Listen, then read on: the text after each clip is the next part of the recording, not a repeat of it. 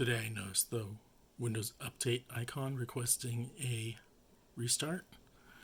If you see something like this, most likely, probably, your computer is going to be acting strange. You should probably restart it as soon as possible. That's just my opinion.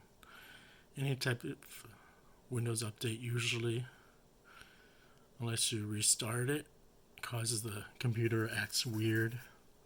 For me, it's like stuff doesn't load well, or you try clicking on it and it just doesn't respond. So I need to restart. I'm not going to wait. I'm just going to go ahead and restart now. And so that's my advice to Windows users when you see that Windows exclamation sign. It's probably better to restart now than to wait it out. But that's just me. Over and out.